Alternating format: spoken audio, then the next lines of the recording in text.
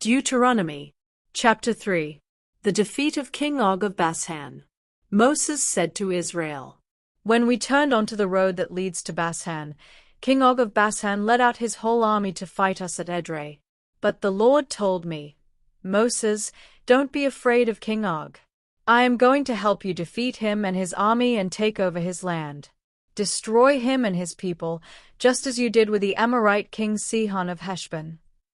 The Lord our God helped us destroy Og and his army and conquer his entire kingdom of Bashan, including the Argob region. His kingdom had lots of villages and 60 towns with high walls and gates that locked with bars. We completely destroyed them all, killing everyone, but keeping the livestock and everything else of value. Sihon and Og had ruled Amorite kingdoms east of the Jordan River.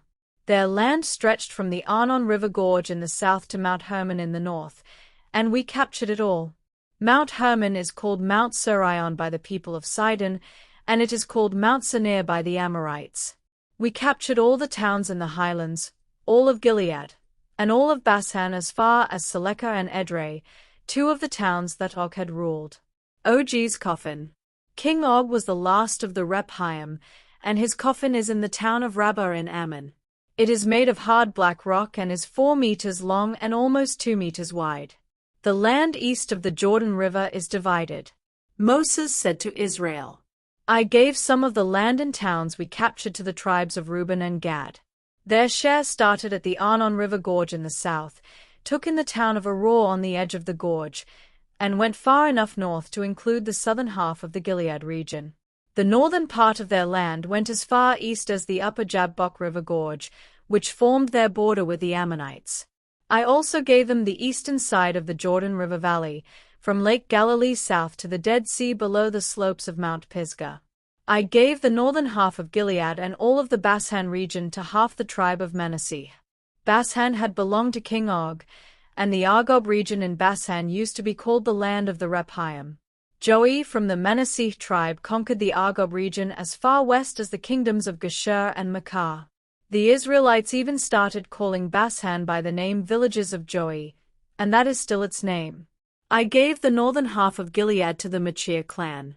At that time I told the men of Reuben, Gad, and East Manasseh, the Lord our God told me to give you this land with its towns, and that's what I have done. Now your wives and children can stay here with your large flocks of sheep and goats and your large herds of cattle. But all of you men that can serve in our army must cross the Jordan River and help the other tribes, because they are your relatives. 20 The Lord will let them defeat the enemy nations on the west side of the Jordan and take their land. Afterwards, you can come back here to the land I gave you.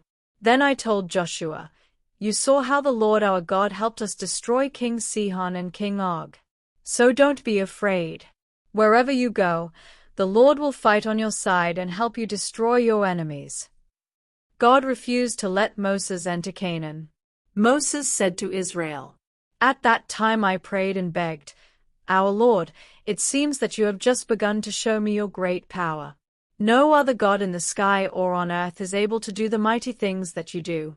The land west of the Jordan is such good land. Please let me cross the Jordan and see the hills and the Lebanon mountains. But the Lord was angry with me because of you people, and he refused to listen. That's enough, he said. I don't want to hear any more. Climb to the top of Mount Pisgah and look north, south, east, and west. Take a good look, but you are not going to cross the Jordan River.